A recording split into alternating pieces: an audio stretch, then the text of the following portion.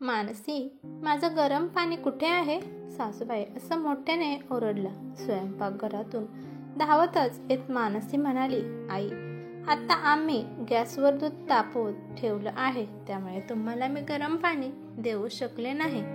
मी आत्ता देते आई तुम्हाला गरम पाणी. तेवढ्यात तिथे बाजूला तिची जाऊबाई सायली गुपचूप फोनवर काहीतरी बोलत बसली होती, परंतु तिच्याकडे मात्र कोणाचंच लक्ष नव्हतं. मानसी म्हणजे अगदी सुसंस्कृत, जबाबदार आणि सुशील अशी मुलगी होती. घरामध्ये मोठी सून असल्यामुळे तिने माहेरी आणि सासरी पण जबाबदाऱ्या समर्थपणे सांभाळल्या होत्या. घरामध्ये सासरे आणि तिचा नवरा पण हे तिच्यावर खूप प्रेम करत असायचे, पण तिचे दीर विक्रांत आणि जाऊ सायली यांच्या स्वभावात मात्र खूप फरक होता. मानसी ही घरात पहिल्यांदा सून म्हणून आली तेव्हापासून सासू सासऱ्यांच्या आवडींवरती नेहमी लक्ष ठेवत असत, मात्र तिच्या जाऊबाईला ती अजिबात आवडत नसत. सायलीला मात्र कशावरूनही रुसायची जास्त सवय होती. ती सतत छोट्या छोट्या गोष्टींचा राग धरून आपल्या खोलीमध्ये दरवाजा बंद करून बसायची, नाहीतर घरात क्षुल्लक कारणावरून वाद निर्माण करत असत. मानसी ही खूप शांत स्वभावाची असल्यामुळे तिच्या या असल्या टोमण्यांना दुर्लक्ष करत असायची. तर त्यांचे घर हे मोठ्या सुनबाईच्या जबाबदारीवर चालत असायचे असं समजून ती घरात शांतता राखण्याचा प्रयत्न करत असायची. मानसीचा नवरा हा सचिन मात्र त्यांच्या वडिलांचे दुकान सांभाळत असायचा, तर तिचा दीर विक्रांत हा नोकरी करत होता. मानसीला एक मुलगा आणि एक मुलगी होती, तर सायलीला 2 मुली होत्या. सगळी मुलं आजी आजोबांची ही लाडकी नातवंड होती, पण विशेषतः मानसीचा मुलगा हा सर्वांपेक्षा खूप लाडका होता. तर एकदा सायलीची 6 वर्षाची मुलगी कविता तेल डोक्यावर लावण्याऐवजी ती भिंतीला लावत असायची, तेव्हा मानसीने तिला समजावण्यासाठी ओरडले होते. तेव्हा कविता म्हणाली की, काकी, हे घर माझं पण आहे, तुम्ही तुमच्या कामावर लक्ष ठेवत जा. कविताच्या अशा या बोलण्याने मानसीच्या डोळ्यात मात्र अश्रू दाटून आले. तर सासूबाईंनी हे पाहिल्यावर कविताला समजवण्याचा प्रयत्न केला. कविता, मानसी काकी तुझ्या आईसारखी आहे, तो तिच्यापासून असं कसं वागू शकतेस? तितक्याच कविताने तिच्या आईला शिड्यांवरून खाली येताना पाहिलं आणि म्हणाली की, आई, मोठी काकी आणि आजी मला ओरडत आहेत. हे ऐकताच काहीही समजून न घेता सायली संतापाने कविताला मारू लागली. तुला सांगितलं ना, इथे तुझ्या चुका कोणीही समजून घेणार नाही. या घरात तुम्हाला म्हणजे तुमच्यावर इथे कोणीच प्रेम करत नाही. मानसीला या गोष्टीचं खूप वाईट वाटलं. तिला वाटलं की मी जर कविताला काहीच बोलले नसते तर हे सगळं काही घडलंच नसतं. सायली कविताला ओरडतच खोलीत घेऊन गेली. हा सगळा प्रकार मानसीसाठी काही नवीन नव्हता. अशा वेळी सासूबाई आणि मानसी सायलीच्या मुलांवर दया करून त्यांना समजवायच्या, मात्र सायलीच्या या विचित्र वागण्यामुळे सगळे तिच्या स्वभावाला घाबरायचे आणि मी याचा फायदा घेत होते. बिनधास्तपणे स्वतःच्या मनमानीने घरात राज्य करत होते. मानसीला असं सतत वाटायचं की घरामध्ये शांतता आणि समाधान समृद्धी टिकून राहावी. मोठ्या माणसांची मनं दुखायला नको, लहान मुलांवर अन्याय व्हायला नको, या विचारांनी ती नेहमी आपल्या आत्मसन्मानाचा बळी देत असे.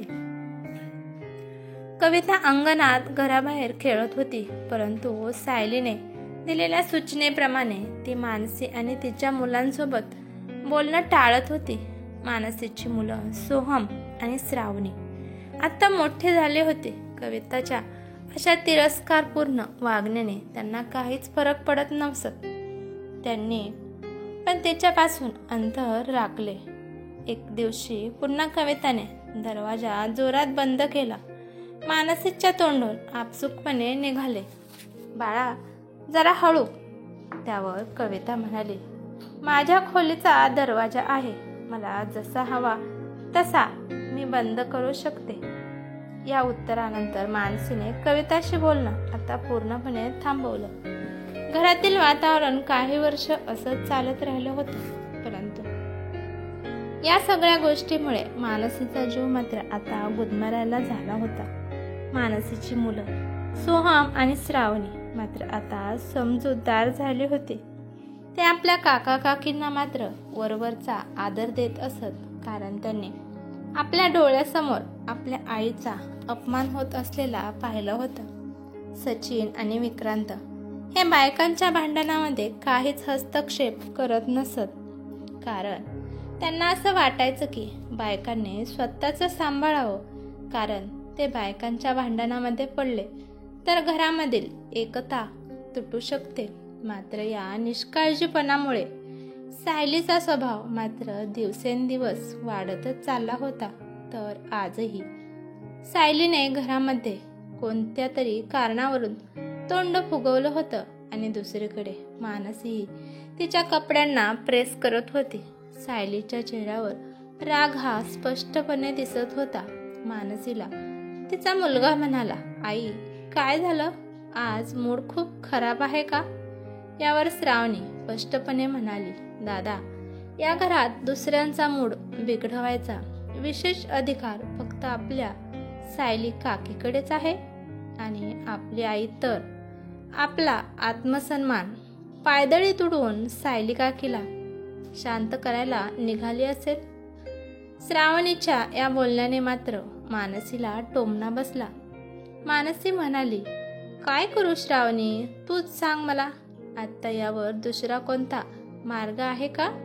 कदाचित मी गेल्या जन्मी कर्ज घेतलं असेल आणि आता मी ते फेडत आहे. यावर श्रावणी थोड्या कडक आवाजात म्हणाली, आई ही चूक तुझीच आहे. तू समोरच्यांच्या चुकांना गप्प राहून मान्य करतेस आणि त्याच गोष्टींचा काकी पुरेपूर फायदा घेत असते. तू आजीला आता स्पष्टपणे सांग की त्या घरातील शांतता टिकवणे ही फक्त तुझीच नाही तर काकीची सुद्धा जबाबदारी आहे. तू शांत आणि सरळ स्वभावाची आहे, याचा अर्थ असा प्रत्येक जण तुला हवं तसं वागवेल. सायली काकी रागीट आहे म्हणून सगळ्यांनी काय तिच्या मनासारखंच वागायचं का? तू स्वतःचा स्वतः मान ठेवला नाहीस तर तुझा मान दुसरे कसा ठेवतील? सध्याच्या सन्मानासाठी त्यांना हे काही चुकीचं नसतं. तू स्वतःसाठी आवाज उठवायला हवा. काका काकीला काहीच म्हणत नाही, मग तू वाट पाहत आहेस की बाबा तुझ्यासाठी स्टँड घेतील. तू स्वतःसाठी उभं राहा. तू आजीला सांग की यावेळी मानसी कोणालाही शांत करण्यासाठी पुढे येणार नाही. श्रावणीच्या बोलण्याने माणसांच्या मनामध्ये एक नवा जोश संचारला. तिला जाणवलं की गेली 16 वर्षे आपलं वैवाहिक आयुष्य फक्त इतरांच्या म्हणण्याप्रमाणे आयुष्य जगण्यात वाया घालवलं होतं. कोणाला वाईट वाटू नये या विचाराने तिच्या प्रत्येक कृतीवर अंकुश ठेवला होता. विचार करता करता तिला जाणवलं की कधी लोकांनी तिला त्यांच्या इच्छेप्रमाणे चालवायला सुरुवात केली हे तिला समजलं नाही. आज श्रावणीच्या बोलण्याने हे तिला जाणवलं की तिच्या स्वतःच्या किमतीचा आदर इतरांना होण्यासाठी आधी स्वतःची किंमत ओळखावी लागेल. मानसीनं आपल्या डोळ्यात आलेलं पाणी पुसलं आणि साडीचा पदर कमरेला खोचून ती ठाम पावलाने खोलीच्या बाहेर आली. तिच्या चेहऱ्यावर नवा आत्मविश्वास झळकत होता. तर सोहमने तिचं नवं रूप पाहून थक्क होऊन विचारले, अरे वा श्रावणी, आईचा एवढा ॲटिट्यूड तर आज मी पहिल्यांदाच बघतोय. तर श्रावणी हसत म्हणाली, अरे दादा, हा ॲटिट्यूड नाही, ही तिच्या आत्मविश्वासातील एक चिंगारी झळकत आहे. इतक्या वर्षापासून दबलेल्या ज्वाला आज बाहेर पडत आहेत. परंतु सोहम म्हणाला, श्रावणी, याला आग लावणं म्हणतात. नाही दादा, श्रावणी असं ठामपणे म्हणाले. आज मी आईला तिची खरी ओळख करून दिली आहे. आज ती केवळ कोणाची आई, सून, बायको, मोठी काकी किंवा जाऊबाई नाही. ती फक्त मानसी आहे. तिचं ते स्वतःचं अस्तित्व आहे. एक स्त्री ही गप्प असते तोपर्यंतच, जोपर्यंत ती स्वतःहून गप्प राहायचं ठरवते. परंतु ज्या क्षणी तिच्या आत्मसन्मानाचा प्रश्न पुढे येतो तेव्हा ते संपूर्ण जग बदलून टाकायची ताकद पुढे घेऊन येते. इतक्यात मानसीच्या सासूबाई स्वयंपाकघरात आल्या आणि म्हणाल्या, मानसी, जरा जाऊन बघ सायलीला काय झालं आहे. सकाळपासून तिने नाश्ता देखील केला नाही आणि ती खाली सुद्धा आली नाही. मानसीने एक दीर्घ श्वास घेतला आणि शांत पण ठाम आवाजात तिने उत्तर दिलं, आई, खूप झालं आता. मी आता थकले आहे. आतापर्यंत सायली ही फक्त स्वतःच्या मनाने वागली आणि तुम्ही सगळ्यांनी तिला तिच्या वागणुकीचं पाठबळ दिलं. पण आता मी तेच करणार आहे जे मला योग्य वाटत आहे. मानसीच्या आत्मविश्वासाने भरलेल्या आवाजाने सासूबाईच्या चेहऱ्यावरचा रंग पांढरा पडला. तर त्यांनी कधीच अशा प्रकारच्या मानसीकडून उत्तराची अपेक्षा केली नव्हती. संध्याकाळ झाली होती तरी देखील सायलीने तिच्या खोलीतून पाय देखील बाहेर ठेवला नव्हता.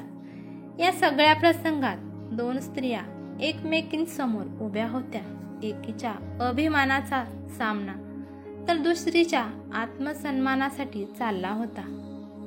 मानसीच्या सासू सासऱ्यांना आणि घरातील सगळ्यांनाच माहीत होतं की हे घर खरं तर मानसीच्या सहनशीलतेवर चाललं होतं. परंतु हे मात्र कोणीच बोलून दाखवत नव्हतं. मानसीच्या मनाने आता फक्त तिच्या सहनशक्तीचं बंधन तोडलं नव्हतं, तर कुटुंबाच्या संपूर्ण व्यवस्थेवर आता प्रश्नचिन्ह उभा राहिलं होतं. तर सासूबाईंनी अखेर दोन्ही सुनांना दुःखी मनाने वेगळं राहण्याचा निर्णय सांगितला. त्यांनी त्यांना मानसीसोबत राहण्याची इच्छा व्यक्त केली. सायलीला तिचं स्वातंत्र्य मिळालं, पण मानसीला असं वेगळं राहणं अजिबात आवडलं नव्हतं. तरी सुद्धा तिला उमगलं होतं की प्रत्येकाला एकदाच आयुष्य मिळत असतं आणि इतरांना आनंदित ठेवण्याबरोबरच स्वतःला आनंदित ठेवणे हेही तितकंच महत्त्वाचं असतं. उशिरा का होईना, पण मानसीला स्वतःचा अभिमान, अस्तित्व, आत्मसन्मान यांची किंमत कळली होती. मित्रांनो, स्वतःची किंमत स्वतःच ओळखली पाहिजे. आणि आपण जर आपलं आयुष्य इतरांच्या इच्छेप्रमाणे आणि अपेक्षानुसार जगत राहिलो तर लोक आपल्याला त्यांच्या सोयीप्रमाणे आपला वापर करून घेतील. आपल्याला स्वतःचं अस्तित्व आणि आत्मसन्मान टिकवण्यासाठी ठामपणाने उभं राहायला शिकावं लागतं. नात्यांमध्ये समजूतपणा आवश्यकच असतो, पण स्वतःचं अस्तित्व आणि आत्मसन्मान यांना डावलून नाही. स्वतःच्या मूल्यांची जाणीव झाली की जगही त्याचा आदर करायला शिकवते. ही कथा तुम्हाला कशी वाटली ते मला कमेंट करून नक्की सांगा. कथा आवडली असेल तर लाईक शेअर नक्कीच करा आणि चॅनलवरती नवीन असाल तर चॅनलला सबस्क्राईब करा. धन्यवाद.